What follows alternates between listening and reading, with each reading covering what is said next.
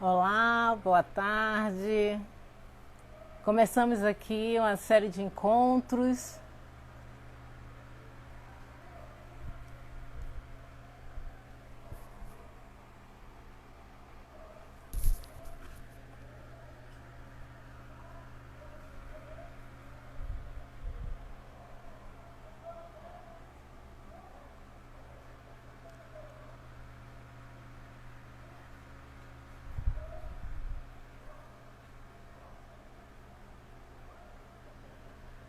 Olá, boa tarde.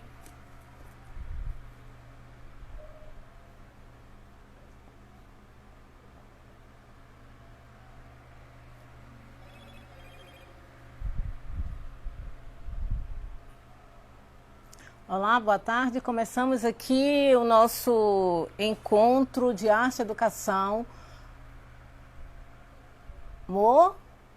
Momaê? Momaê? Aí, boa tarde. Começamos aqui o nosso encontro de arte e educação em questão.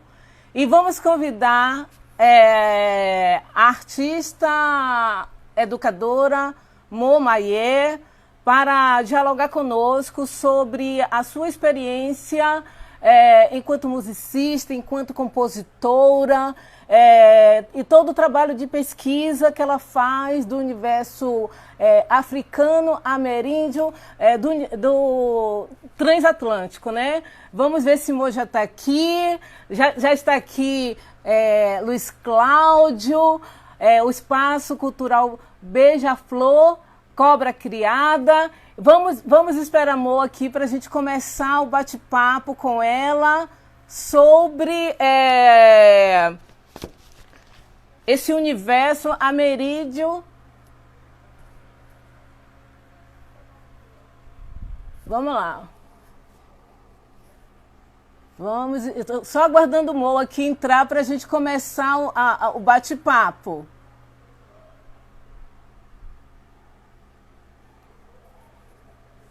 Claudina também está aqui, Claudineia, assinando aqui pra gente. Eu estou aguardando o Mo entrar aqui pra gente começar o bate-papo. Luci entrou. Luci entrou aqui assinando também pra gente. Enquanto a gente aguarda Mo, Maiê entrar, eu vou apresentar o Projeto Mundo Novo.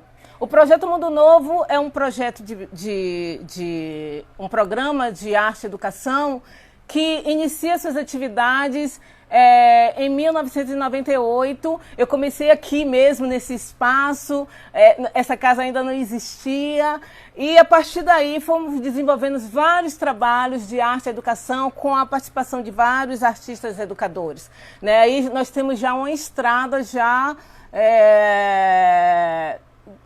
desse universo de vivência teatral e de pesquisa teatral. Vamos lá, Mo, cadê você? Só estamos esperando, Emily Lapa entrou. Só estamos esperando a nossa convidada, a nossa primeira convidada, que é Mo, para a gente começar o nosso bate-papo. Boa tarde, Marilene Miranda. Mo está no Senegal, né, em Dakar. Então, assim, a gente tem que esperar para ver a conexão, se está tudo ok.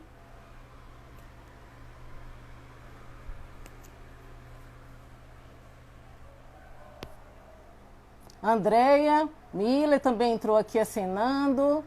Ai, todas nós somos mulheres incríveis, né, Emily? É uma batalha, é uma luta. É uma luta trabalhar com arte, é uma luta trabalhar com arte, educação, é uma luta trabalhar com a educação. Então, estamos aqui, né? Enquanto aguardando o Mo entrar para a gente falar sobre a arte a partir de várias perspectivas, né? Então, o trabalho de arte e educação a partir de um olhar, a partir de várias perspectivas. O encontro, esse é o nosso primeiro encontro. Amor. Ok. Para começar o nosso bate-papo com a musicista, compositora, artista educadora Momauê. Mo, tudo bom? Oi, Sol, Como é que tudo você bom? está? Mo Tô bem. mostrando aí. Fala um pouco aí É, é, do que você está mostrando para a gente. você tá me ouvindo bem? Estou te ouvindo bem, perfeitamente. Tá certo. Então, eu tô aqui num lugar que chama Niagpal. É uma pequena cidade na região de Dakar, no Senegal. E aqui o pessoal, eles trabalham muito com gado, com cabras, eles são pastores, né? São os Fulani, Pearl, que é um povo que tem por muitas partes por muitas partes do oeste, né? Que é um povo nômade que vem da Etiópia, né? Eles contam. Aí eles foram descendo, foram vindo pelo norte, passaram e foram deixando, né? Várias ramificações do povo, né? Várias. Aí aqui tem os Pearl, tem vários. Jarama, jarama. Uau, jarama. Jarama. Legi. Ah, ok, legi. Uau.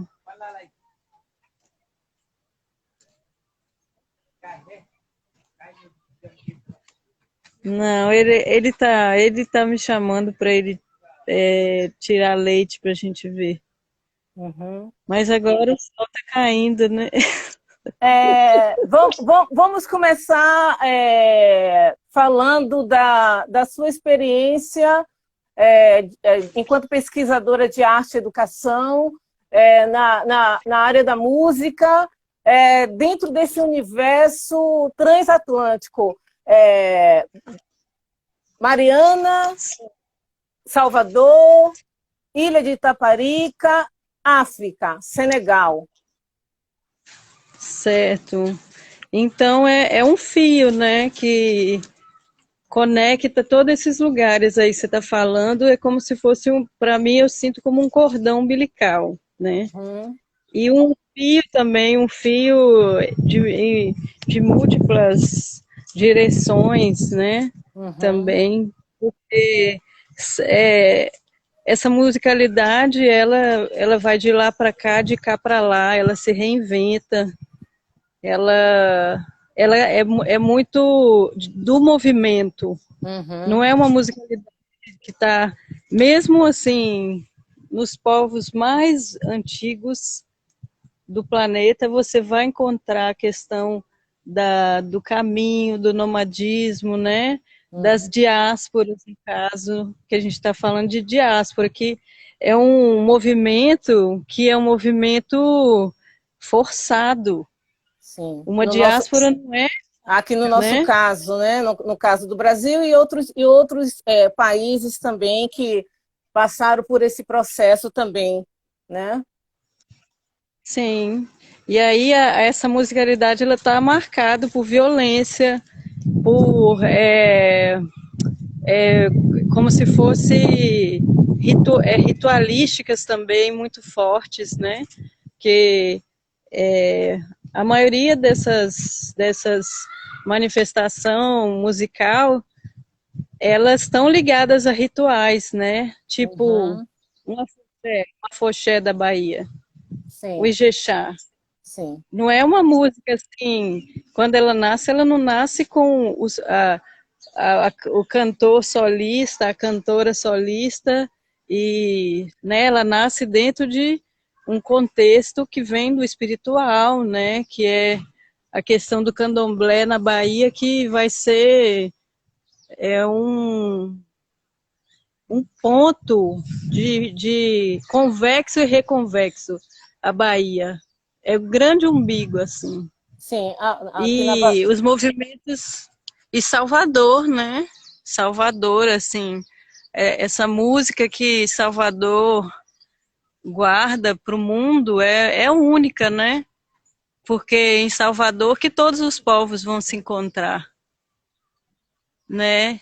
Então, é o que o menino estava falando outro dia, que eles botaram gente diferente no mesmo barco para que essas pessoas não se conseguissem se comunicar. Uhum. E aí elas começaram a se comunicar pela música. E também isso é muito inocente pensar que essas pessoas não conseguiam, não se entendiam, porque dentro daqui do continente tem muita movimentação. Sim, Muita movimentação. sim, e é por isso que a gente começa essa série de encontros, né, online para falar sobre arte e educação. Eu fiz a opção de começar pela África, porque assim é importante a gente ampliar o nosso conhecimento sobre a África, que é um continente muito extenso que abriga uma diversidade de povos, né, uma diversidade cultural e várias etnias distintas, e muitas desses grupos étnicos, culturais, eles chegam ao Brasil, inicialmente, especificamente a Bahia, Salvador. Então, assim, a gente começa o nosso trabalho de arte e educação para entender esse universo cultural, né, a importância da cultura na constituição do sujeito, né? Então a gente começa trazendo esse diálogo sobre a África, sobre Senegal, sobre a experiência de Momaye, dentro desse universo, e também falar da tradição da educação na África, que, diferente da nossa, não é fragmentada, não é dividida em compartimentos, né? A educação na África é vista como uma ligação com a vida.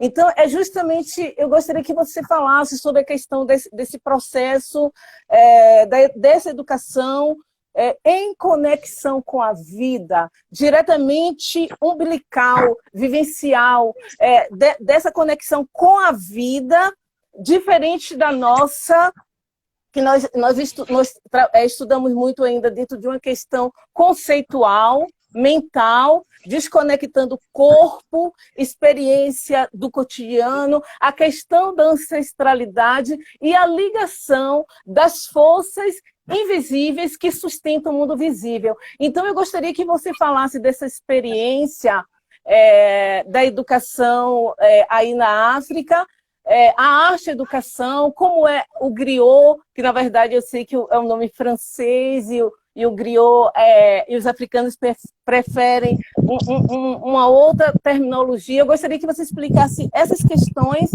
e também sobre a questão da filosofia de educação, né? Porque quando a gente vai falar de pedagogia de educação, a gente tem que saber qual a filosofia que sustenta esse universo. Então, eu gostaria que você falasse um pouco desse aspecto da educação no Senegal, na África, pela sua experiência enquanto artista, musicista, compositora. Aí está chegando umas crianças, que lindas!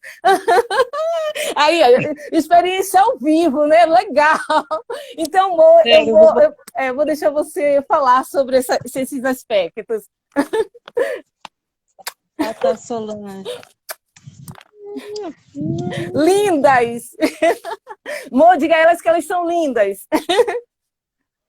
Rafetna. São Rafetna. C'est Jata. Moi, c'est Mauro. Lui, c'est Awa. Awa, Mauro Jata. e Jata. Eu sou porque Solange. eu também tô Solange. Porque eu cheguei aqui hoje. Então, Mo, fala dessa experiência de educação dentro da visão, né? De uma cosmovisão africana.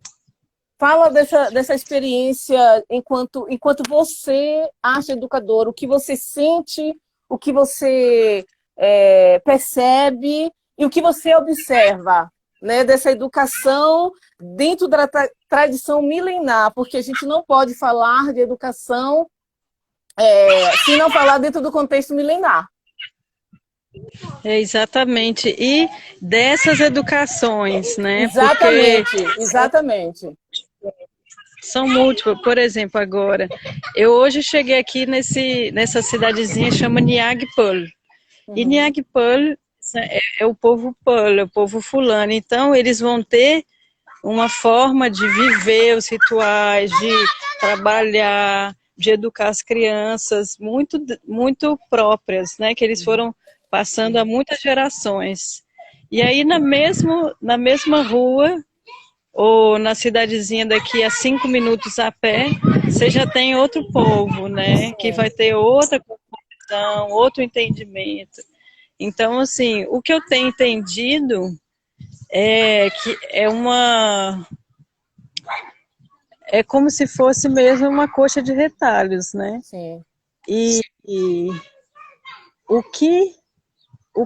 como é que a gente pode criar uma harmonia dentro de uma coxa de retalhos e tal? Como é que a gente pode costurar, alinhavar, né? Tantas, vamos dizer, ancestralidades. Porque a gente entende ancestralidade aqui, essa árvore, eu estou aqui nela há um tempo porque é justamente pensando nisso, né? Olha só, essa casa, por exemplo, são várias famílias, os terrenos aqui são de várias famílias. Aí aqui no meio da famílias tem uma árvore. E aí a árvore vai puxando, tá vendo? Olha. A árvore é magnética. A gente entende essas ancestralidades também como essa metáfora da árvore, né? Os meninos estão ali. Eles estão, a gente fala na linha de Calunga, que é a linha da vida, né? É isso para o povo Bakongo. Mas eu vou indo e vindo entre os povos, tá? Porque eu também eu tenho que assumir esse lugar da gente ter essas várias raízes, né? Do rizoma. Mas então, ali onde os meninos estão é o nascimento, é o brotar da vida, né? O tronco é a vida material. Eles são crianças, eles estão na base, olha. Ali é o momento que a criança, a gente pode dar tudo para elas, né? A gente pode guiá-las e a arte e a educação, ela entra muito aí. Nesse momento, olha, que as meninas estão no pé da árvore. Elas estão abertas para receber tudo. Né? Então, o tempo vai passando, a árvore vai crescendo, a gente vai experimentando a vida, a gente vai tendo os dingo-dingos processos, né? A gente vai sofrendo, tendo os traumas, e a gente vai acumulando experiência, né? Sim. A gente vai acumulando dias de vida. Aí a gente chega no auge, lá em cima, no galho mais perto do sol, né? E no auge a gente tem força, a gente tem conhecimento, a gente tem disposição, né? Então, o pessoal fala, né, que a cada dia a gente é convidado a renascer, porque todos os nossos dias é o auge das nossas vidas. Enquanto a gente está no nosso auge, a gente pode se imortalizar, pode se ancestralizar, né? Então, o auge, ele está mais conectado com as raízes. Tá vendo essa linha? É uma linha vertical, né? Do auge dos ramos até as raízes. As raízes estão dentro da terra. A gente não vê a raiz ali daquela árvore, mas a gente sabe que a árvore está ali, que a raiz está ali. E a sustentação, né? É toda a sustentação dessa educação, não é isso? Perfeito. E por isso que a gente fala, as raízes são a morada dos ancestrais, né? Então, porque são duas dimensões ali. a dimensão do visível e do invisível, né? Sim. O visível a gente está vendo, o invisível é dentro da terra, com as raízes, né? E né, nessa dimensão do mundo espiritual também, onde estão o que os iorubás poderiam chamar de Egum, né? Que é o ancestral, é a pessoa desencarnada, né? Aí aquela alma ali, né? O espírito. Então, para os Bakongo, não é qualquer pessoa que morre que vai se ancestralizar na comunidade. Vai ser aquela pessoa que, quando estava viva, ela fez por onde, ela ensinou, ela partilhou, ela deixou feitos na comunidade, né? Ela deixou feitos e ela vai ser relembrada exatamente por tudo que ela fez. Sim. Né? Então, a gente fala das dimensões e eu fui para um outro lado, né? Você percebeu? Sim. Porque eu estava na árvore e eu esqueci de falar uma coisa importante também, que dentro disso tudo, duas dimensões na educação, nas comunidades, porque como eu te falei, cada etnia, aqui eles falam etnia, né? Mas para a gente já é imoral falar etnia, né? Estava até falando disso. Entre os povos, né?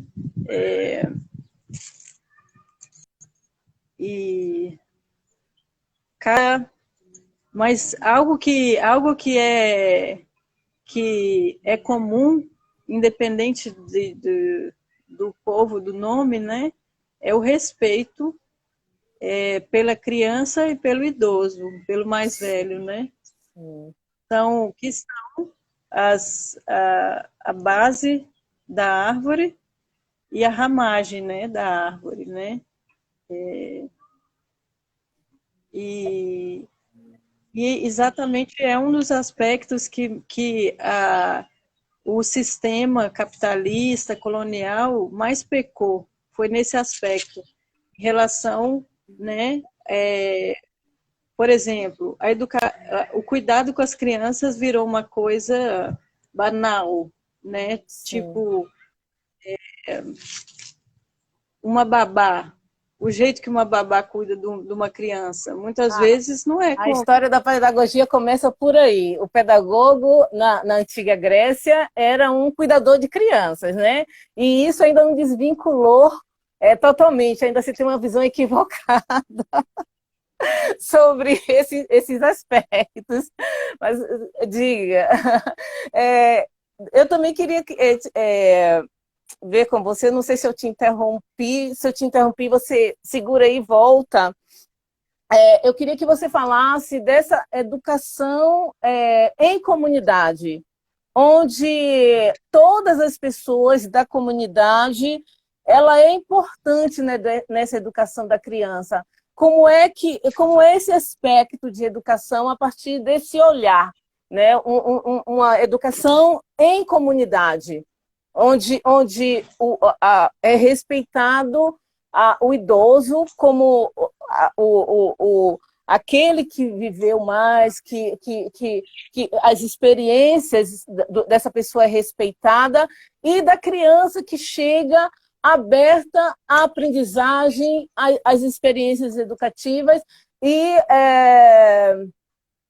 ao conhecimento, né? Eu gostaria que você falasse a partir desse olhar, dessa experiência que você traz aí de vários lugares, vários países da África, que a gente sabe que existem diferenças de acordo com a cultura e o elemento que está presente em todas as culturas. Eu gostaria que você trouxesse o elemento cultural, né? Que existem as diferenças culturais e o elemento cultural que é presente, que você identificou presente em diversas culturas. Sim, então, como eu estava te falando, esse entendimento do papel do ancião, né, da avó, do avô, né, porque o idoso atualmente, ele é considerado um peso e uma inutilidade No dentro da Ocidente, sociedade. no Ocidente, né? Não No, é? no Ocidente. Principalmente aqui no Exatamente. Brasil. Uma visão totalmente equivocada. Total, só que não é só aí, é planetariamente, Sim. porque acabou que agora esse sistema, através das mídias e tudo, a gente está vivendo uma colonização planetária e ela é muito sutil, ela está em todas as dimensões de uma vida, das praticidades da vida atualmente, sabe? Mas a gente não consegue, às vezes a gente está tão dentro do sistema que a gente não consegue identificar todas as nuances, né? Mas o que a gente sabe é que a pessoa chega, fica velha, ou dentro de uma profissão, a pessoa vai considerando, isso vem acurtando a cada ano que passa. Por exemplo, se você pega profissões atuais, né, tipo jogador de futebol, sabe umas coisas assim, modelo e tal, a pessoa com 23 anos já está velha para aquilo. Então, assim, imagina isso. A pessoa é um objeto descartável. Sim. Então, o idoso, então, a pessoa velha, a pessoa idosa, então, vai ser considerada sabe, por que não botar um vírus aí no planeta, né? Como se diz, que é um vírus dar uma...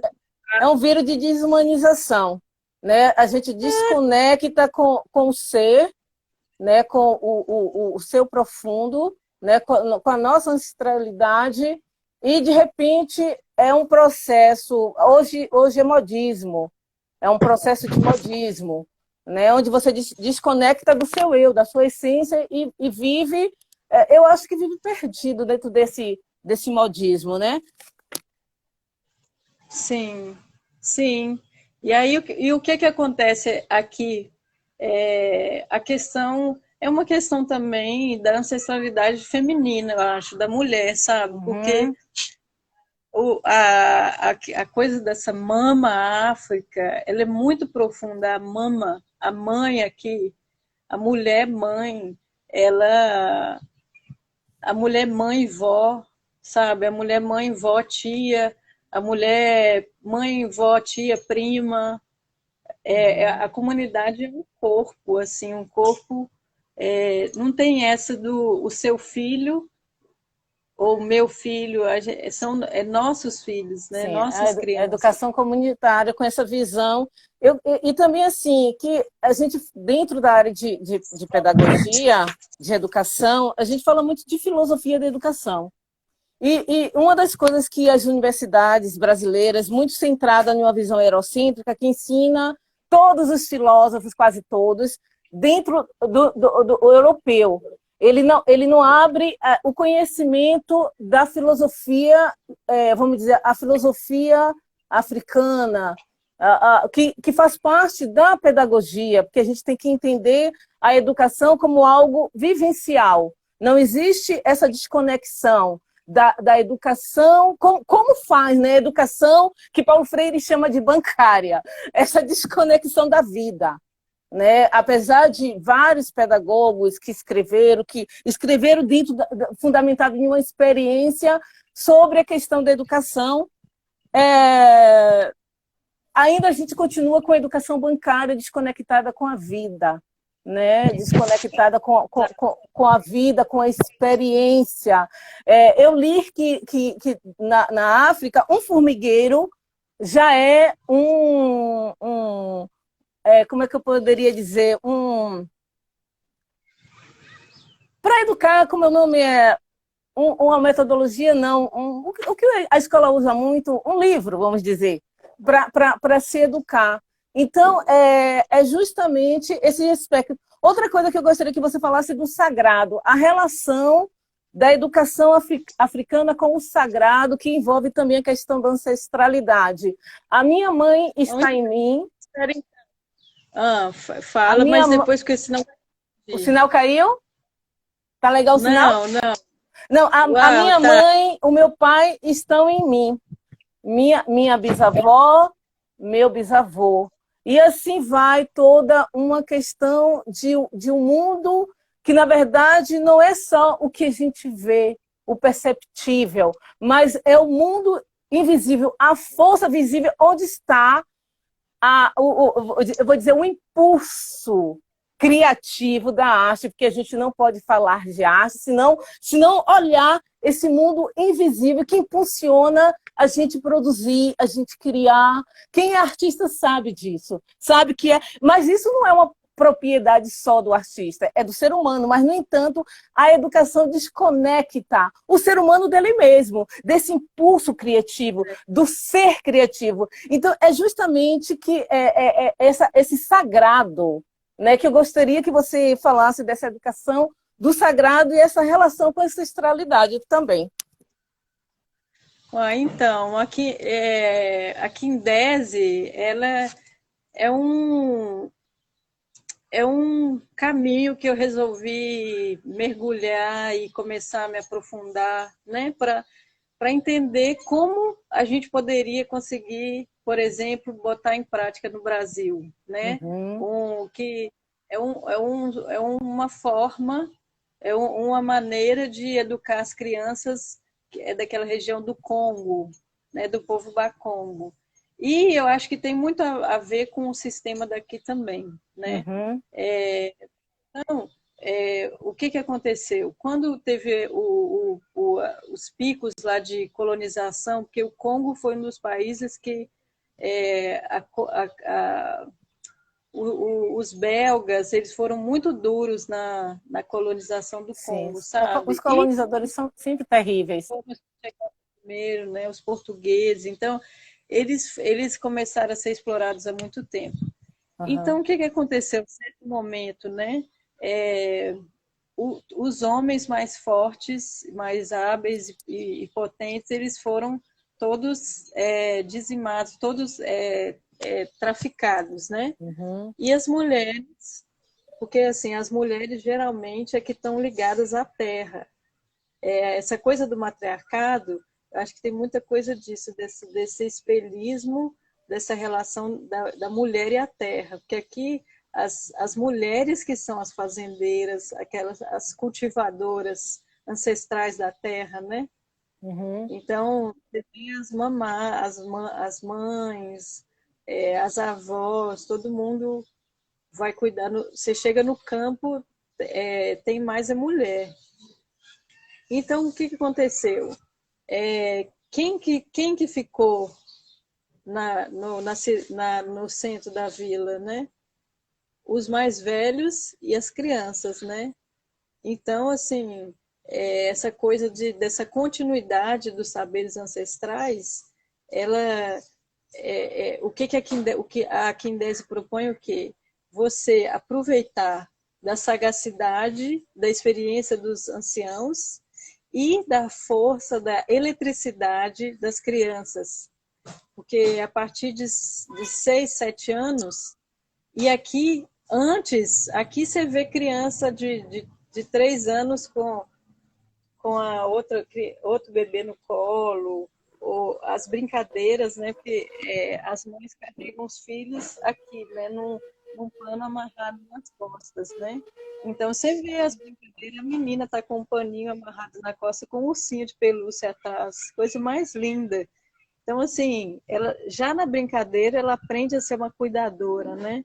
Então, os Bakongo falam Indese. Indese é o cuidador, né? Uhum. Que Indese é a arte de cuidar e proteger e fazer crescer uma criança, né?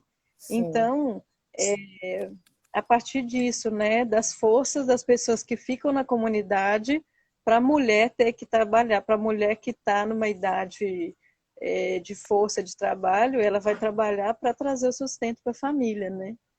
Então, esse é um panorama, né? E se a gente pensa, por exemplo, hoje em dia a realidade brasileira, quantas mães solteiras educam os filhos sozinhas, né? Então, assim, a gente pode fazer uma ponte entre essas, né, nessa linha do Realidades. tempo, né? realidade. Parece que são karmas que a gente fica ali tendo que resolver até solucionar, não avança, né? Então, e aí, nessa transmissão, né, de conhecimento, a criança ela vai estar livre, porque a Quindese ela propõe, como se ela chama de sádulo, que é um quartinho, só que ele é todo aberto, assim, sabe? Num lugar de natureza, ou perto da água, na floresta. Então, a criança vai sair pela floresta e vai aprender no mato. Ela vai, por exemplo, essa planta aqui, ó. Essa planta aqui é uma das plantas mais especiais que eu conheci dessa vez aqui. Chama Bantemare. E ela, no momento que eu estava assim, com a saúde um pouco, com aquela imunidade baixa, né? Um amigo meu, ele pegou a planta para mim no mato e rezando, né? Rezando, né? Porque aqui, quando a gente toma uma infusão de planta, sempre se ora, enquanto você pega a planta no mato para fazer o chá, você tem que orar. Você tem que orar e tal. Então, assim, aprender a trabalhar as plantas, conhecer o canto de cada uma, que cada planta você vai cantar uma cantiga diferente para trabalhar com a folha, né? Então, é isso, né? E aí, porque o que os Bakongo eles falam? Que nós somos sol vivo e que todos esses processos de violência que a gente passa é para diminuir a nossa luz, né? Então, assim, a criança, ela é super, ela tem mesmo o brilho do sol, né? E aí, o cuidador, quando ele cuida da criança, ele se relembra do poder solar dele, da força do sol que ele tem dentro dele. Então, assim, aquele convívio com a criança está trazendo cura para o cuidador. Está trazendo cura para o cuidador. Está trazendo abertura dos sentidos. Eu sei o que é isso. Eu trabalho com crianças e eu sei a questão positiva dessa energia que a criança traz e que ela vai trazer essa energia para o educador, aquela pessoa que está na relação com ela. Mas eu não lhe interrompo, não. Não, mas por favor, é porque é aí que essa troca das vivências, né? Sim. Isso que você traz é muito importante. Eu falo da minha experiência enquanto educadora, o quanto eu aprendi com as crianças. Eu acredito que eu disse a outras pessoas que eu nunca quis ser da área de educação. Meu desejo sempre era arte. De repente eu descobri a educação e fui fazer pedagogia, e aí abriu um novo olhar para mim, que eu percebi a riqueza, né? A riqueza das possibilidades, e que, na verdade, a educação, a gente não pode falar de educação no sentido singular, nós só podemos falar de educações, né? Porque a gente tem vários sistemas que vai entrar a questão cultural, a questão do ponto de vista, né? Que é, na verdade, o ponto de vista da onde é produzido aquele sistema é fundamental, de ser humano, como que eu compreendo tudo isso. Então, assim, a arte no mesmo sentido. A gente não pode falar, porque a arte a gente tem a essência, né, que eu sempre digo que a essência está ligado ao ser. A essência da arte está ligada ao ser. Né? A arte é vivencial, é orgânica. E é justamente assim, a importância que ela tem na educação. E nós sabemos que na África, a arte é muito presente na educação das crianças e eu acredito de uma maneira geral. A gente pega e sempre vê, elas estão dançando. Aí eu gostaria que você trouxesse um pouco da sua experiência com o griot, né? Que o griot, você uma vez me falou que ele não usa assim artista, ele usa griot. Na verdade, essa experiência do educador. Na verdade, a gente diz artista, aqui nós falamos o artista educador, mas do que você me falou, eu comecei a entender mais como o educador artista. O griot que tem toda uma tradição, que ele é formado, eu não gosto nem de usar essa palavra, mas falei por causa do vício, ele é preparado desde a infância para exercer esse papel de educador. E a arte presente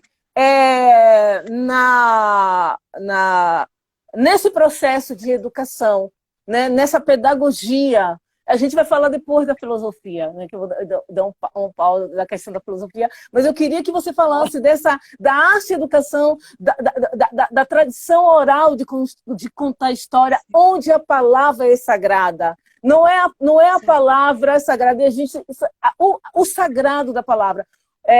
A questão da ética, né? A ética é uma palavra nossa, mas só para a gente poder comunicar sobre esses universos.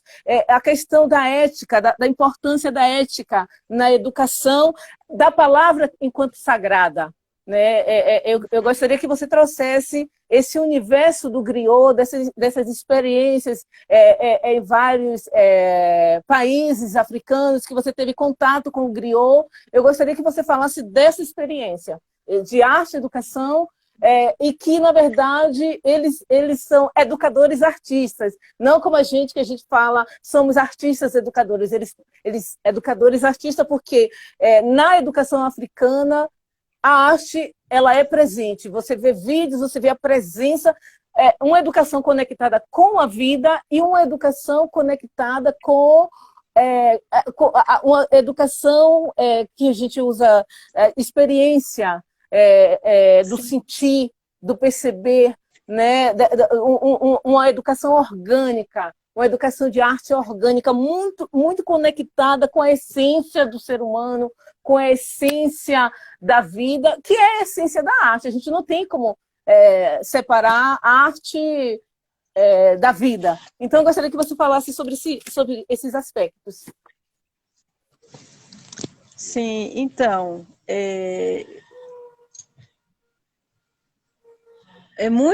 são várias coisas, né, em relação a isso que a gente nem sabe por onde começar direito, mas eu vou começar pelo Nyamakala.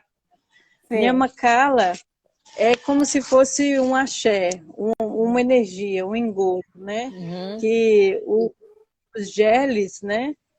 Que são os griots, e a gente está falando o quê? Do oeste, né? Dessa região que é chamada de Farafina. Uhum. Farafina é a terra do povo da pele preta, né? A pele preta, Farafina. Então, assim, essa região, ela tem uma relação que você pega no continente, todos os povos, praticamente todos os povos têm os seus griots, né? Tem o seu, porque esse termo é meio problemático, não, né? Use o termo que é usado na África, até para a gente começar a um trabalho de descolonizar, né? Que o termo griot é um termo francês e a gente conhecer o termo que os africanos usam do seu processo de milenar, de uma cultura milenar. Sim, então porque até mesmo o uso dessa palavra griot é a partir da experiência aqui no oeste da África, uhum. Sabe? Então, o griot, né, eles falam que é uma palavra que vem do português criado, né? Porque os portugueses foram os primeiros que chegaram aqui, no oeste africano. E aí eles começaram a olhar as coisas, colonizar, né? Começaram a Uhum. colonizar tudo. E eles viam que sempre ao lado dos reis tinha uma pessoa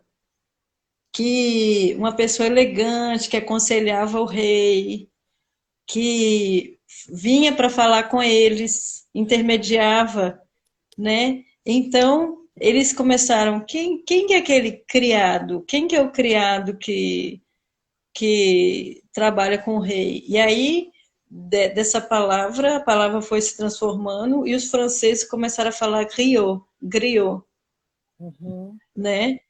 Mas, por exemplo, eu estou no Senegal.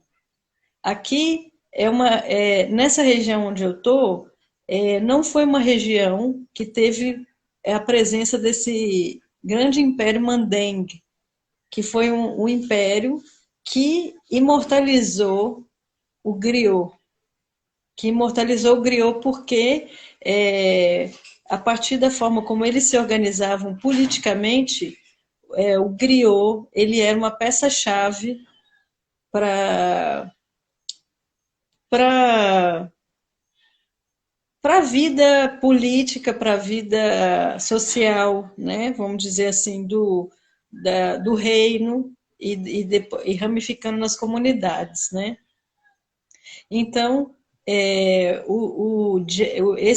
aqui a gente tem a Casamance, que é o sul do Senegal, que fez parte desse império, né?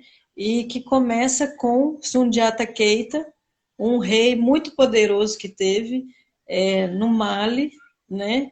E foi em 1235 que começa a dinastia Keita, né? Com Sundiata. Ele vai ter vários sucessores, acho que foram 16 sucessores.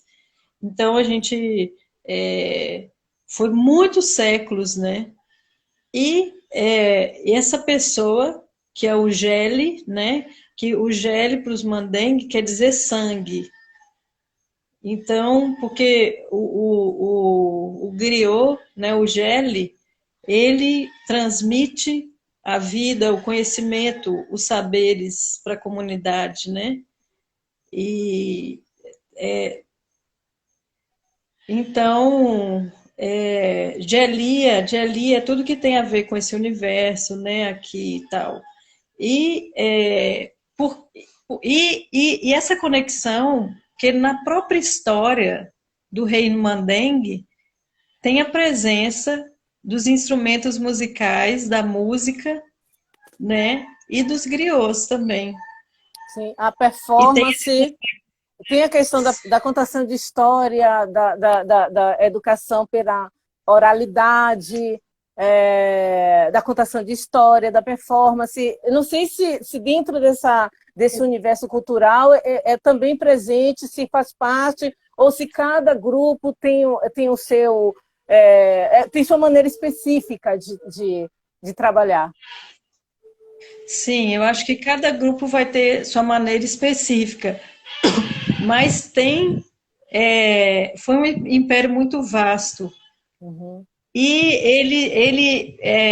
essa história de Sundiata, uhum, ela vai ser contada por todos os geles, todas as pessoas, todos os geles, todos os griots daqui, eles conhecem essa história. uhum. Todos os tocadores de cora, de balafone, se vem dessa linhagem, entendeu? Sim, E aí sim. tem um outro aspecto também, que é um aspecto que está ligado aos caçadores, Uhum, né? Que no Mali são chamados de donso. uhum. Então, você já ouviu falar numa carta que foi, eles falam carta mandinga? Eu conheço a palavra mandinga. A carta, se você explicar para ver se eu, né, que está muito ligada. Então, é uma carta que assim, nessa comunidade, geralmente o Jelly, o griot, ele também é caçador, geralmente, sabe? Tem as Jelly Musso, que são as mulheres griots também, né? Sim. Mas eles têm essa ligação com a caça. E eles usam, por exemplo, o instrumento ingone, ele é usado, tocado para encantar a caça, para enfeitiçar a caça. Uhum. Também o ingone, ele vai ser tocado nos funerais, vai ser o griot que vai contar quando a pessoa morre no Mali, numa região ao sul do Mali, o corpo dela é preparado, eles colocam o corpo da pessoa no chão e é o caçador, o ingone for lá que vai tocar o ingone, que vai ir tocando, rodeando o corpo da pessoa. E eles falam que se ele errar um passo ou uma palavra da música, ele mesmo pode morrer. Então, assim, imagina o poder, né? Sim, O poder de tudo. sim. E foram esses caçadores donso que se reuniram para fazer como se fosse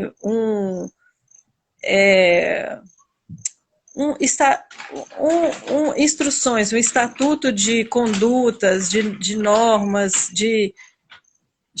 tipo normas de viver em comunidade, né? E que 2 séculos depois, esse rei chamado Sundiata Keita, ele pega essa base que foi por 200 anos transmitida oralmente.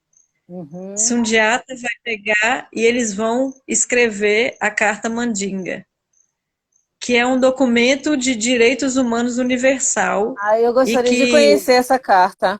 Tem que conhecer, a gente tem que estudar ela. E ela foi transcrita por uns pesquisadores, filósofos, e um brasileiro transcreveu ela em brasileiro também. A Carta Mandinga. Depois eu vou botar o nome, que tem um nome em Bambara, né? Então, assim,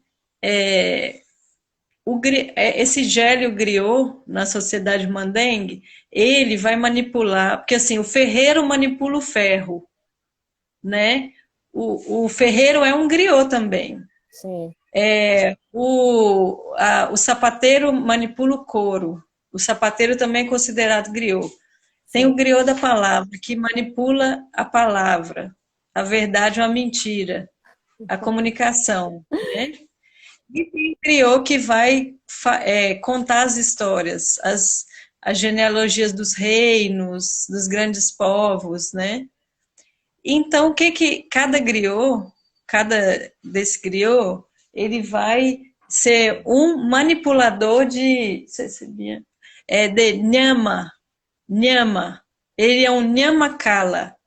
Nyama é a energia vibrante das coisas. Entendeu?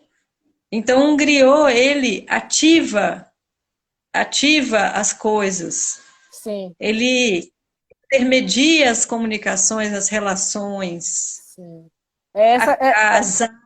Essa conexão de forças invisíveis que sustenta todo o mundo visível. Não sei se é por esse caminho aí. Exatamente.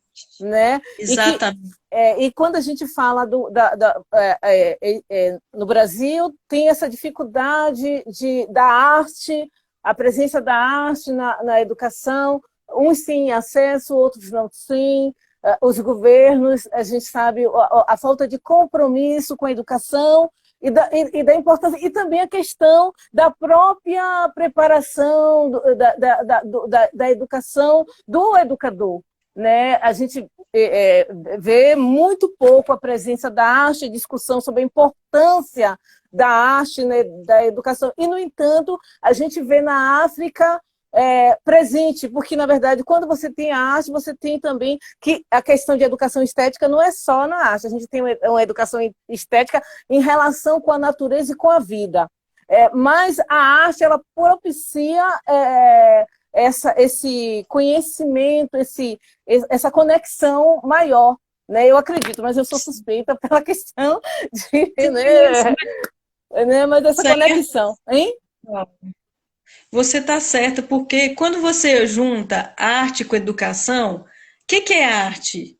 que é uma experiência artística? É Exatamente, uma é por aí que a experiência gente tem que partir. de expansão dos sentidos, Sim, é a sim. ativação dos sentidos, No sentido é a integral do ser humano. Integral do ser humano. ampliação, É, a plenitude, né, do ser. porque essa coisa de separar, de esquartejar o ser humano, foi Terrível. uma consequência do capitalismo, porque Sim. antes nós éramos seres multidirecionais com amplas propriedades. A questão de você compreender a importância do corpo integrado à mente, os seus caminhos de percepção e de contato com o mundo, que na verdade a gente tem toda uma percepção sensorial, a questão do intelecto, da linguagem, tudo isso você pode fazer uma educação integral do ser humano sem fragmentar. E o que a escola faz? Eu sempre dou minha aula de teatro, começo, não é cabeção. Vamos primeiro compreender esse corpo integral, né? Esse corpo integral que, na verdade, tem a fala, tem a questão, a percepção da mente, tem a questão psíquica, tem a questão cognitiva. Então, é tudo isso que, na verdade, o que a gente percebe dentro da África é justamente essa educação que não fragmenta o ser humano, essa educação que trabalha com o ser humano de maneira plena, o que o ser humano é, né? Que, na verdade, exato, o que a gente vê, essa tradição, eu não sei, mas eu vou falar do que eu conheço, essa tradição da educação do Brasil ainda está no século XVIII, né? Uma visão, claro que ainda tem muita coisa.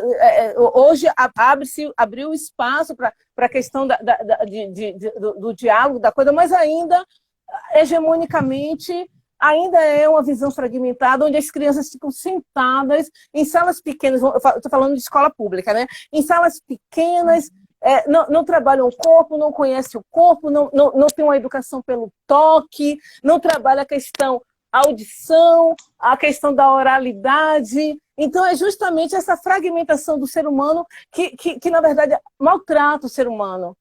Maltrata o ser humano. Porque quando a gente se conecta com o nosso eu falo pela experiência, da alegria, dos olhos que brilham, tanto na criança quanto no jovem, no adolescente, no adulto. A experiência é diferenciada, mas é a mesma. Assim, é nível de reação, o prazer de fazer, né? A alegria de fazer. Então é justamente esse fazer artístico dentro dessa visão, dessa experiência que você tem, que a gente buscou trazer para poder colocar em pauta outras possibilidades, né? Sim, e agora, além de tudo, a gente está com uma situação emergencial aí, Terrível. Que é a tecnologia entre a educação, né? Porque esse ano aí, talvez, mesmo minha filha, por exemplo, estuda em escola pública, mas ela tá sendo agora, tem umas negócio de umas apostilas, umas coisas pela internet, que a gente agora, assim, para entender e para como, assim, sustentar esse aspecto do corpo espiritual dentro dessas novas maneiras de educar que estão vindo por aí, né? Sim. Que a gente, agora, sim, o que vai acontecer? Então, assim, essa educação comunitária, familiar, mais que nunca ela é importante da gente reativar. Sim, a educação... Mais que nunca... Estou para onde? Para as casas. Quem que está na casa? Os invalidados, os anciões, né, como o povo fala aí. E a relação também da criança com os avós, com os pais, isso também tem que ser repensado nessa relação Sim. da educação da criança, do respeito. Eu não sei, porque eu cometi uma coisa, eu não tô com relógio, eu não sei se você tem... André, você está aí, você poderia me dizer o tempo que a gente tem aqui, só para eu ter uma Eu uma... não sei. Eu acabei, eu sou um pouco desligada de relógio, só quando eu tenho um compromisso, mas fora isso eu não tenho. Eu não sei se a Andrea está aí para poder ela